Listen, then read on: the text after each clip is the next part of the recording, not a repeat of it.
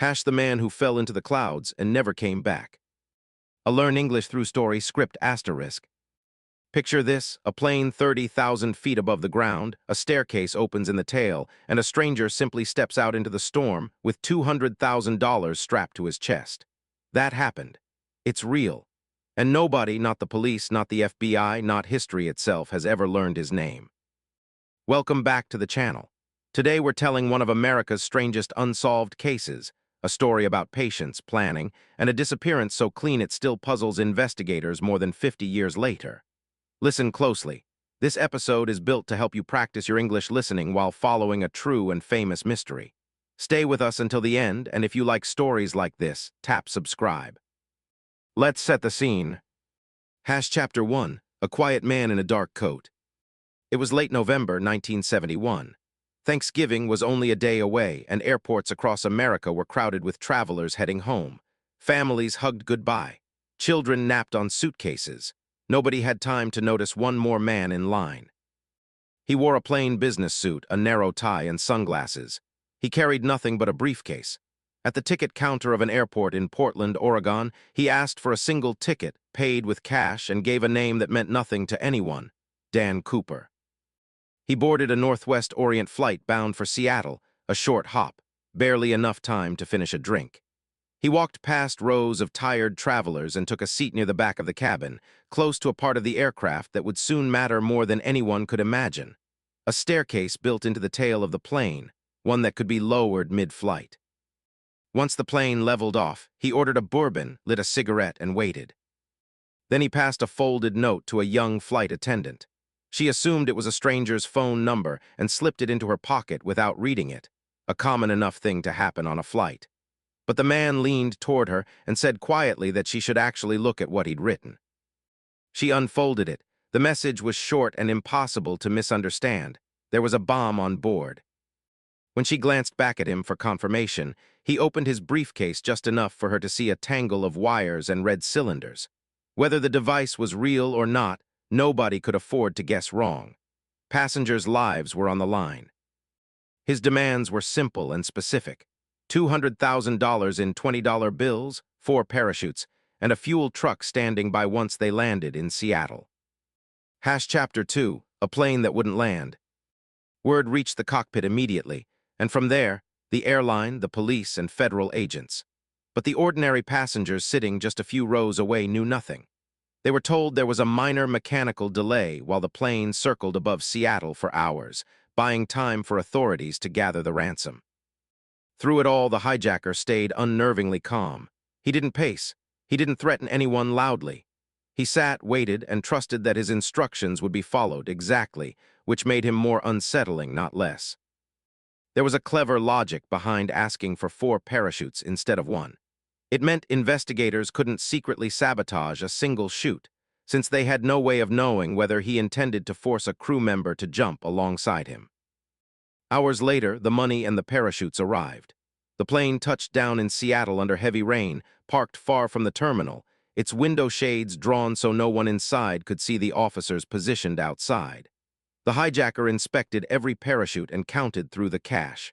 Satisfied, he kept his word and let the passengers go free. But he wasn't finished. He ordered the remaining crew to prepare for takeoff again, this time heading toward Mexico City, flying low, slow, with the landing gear down and that rear staircase left open the entire way. The pilots warned him the aircraft didn't have the fuel range for such a trip without a stop in Reno, Nevada. He agreed to the change, and the plane lifted off a second time, carrying only the crew, the cash, the parachutes, and him. Chapter 3, Into the Storm. As the aircraft pushed south through freezing rain and heavy wind, the hijacker moved to the back of the cabin. He strapped the money bag to his body, tied off loose parachute cords, and prepared for what came next. The last crew member with him, a flight attendant, later admitted she couldn't tell if he was a trained skydiver or simply someone determined enough to try anyway. His choices seemed to mix real knowledge with reckless risk. He sent her forward to the cockpit. The door was sealed. Cold air rushed through the cabin as a warning light showed the rear stairs had opened. The crew radioed back to ask if he needed anything. His only reply, no. Minutes later, they felt a sudden shift in the plane's balance, as though something heavy had left it. Nobody looked back to check.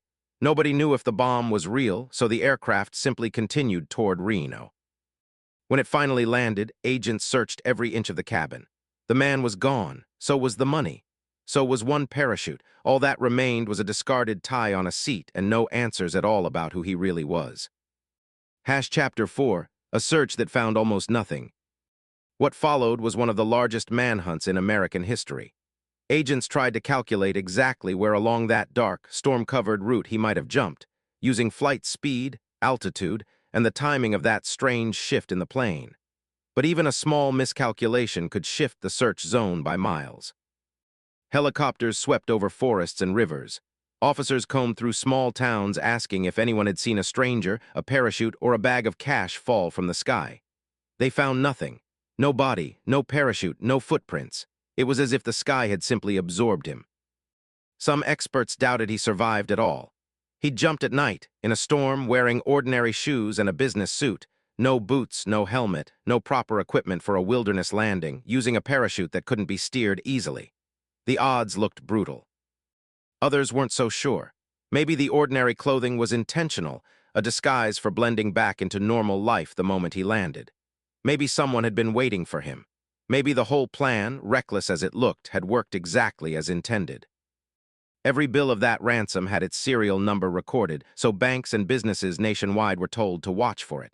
Sketches of his face, drawn from witness memory, spread across the country. Thousands of tips poured in: old soldiers, skydivers, criminals, suspicious neighbors, yet every lead eventually broke down. Wrong city, wrong age, wrong face. No proof. Chapter 5, Money from a Riverbank. Nearly 9 years later, in 1980, a boy playing along the banks of the Columbia River in Washington state dug up bundles of decaying $20 bills buried in the sand. When agents checked the serial numbers, they matched the stolen ransom exactly. It was the first real physical trace of the missing money in almost a decade, and it only deepened the mystery instead of solving it. The location didn't clearly connect to where investigators believed he'd jumped. Had he landed near that river? Had the money washed downstream over the years? Had someone buried it there long after the fact? Searchers combed the riverbank hoping for more clues, bones, fabric, anything, but found nothing further.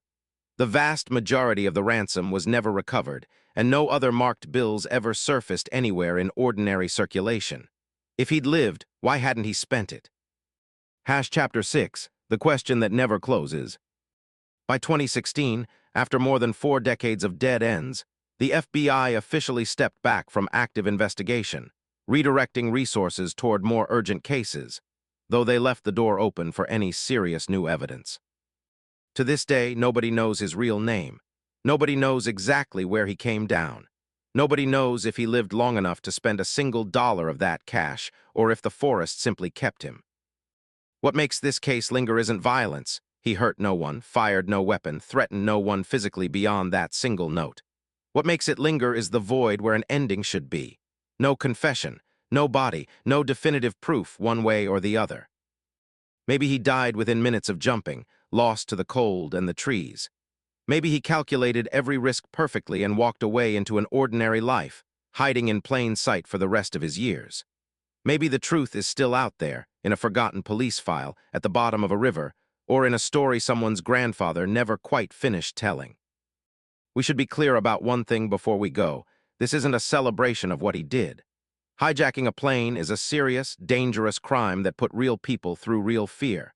The reason this case still fascinates people isn't the act itself. It's the sheer impossibility of the unanswered question left behind. So here's ours for you. Do you think he survived that jump, or do you think the forest below swallowed him whole? Leave your theory in the comments. This video was made purely for language learning and storytelling purposes, not to glamorize crime of any kind. Keep listening, keep practicing, and keep asking questions. See you in the next story.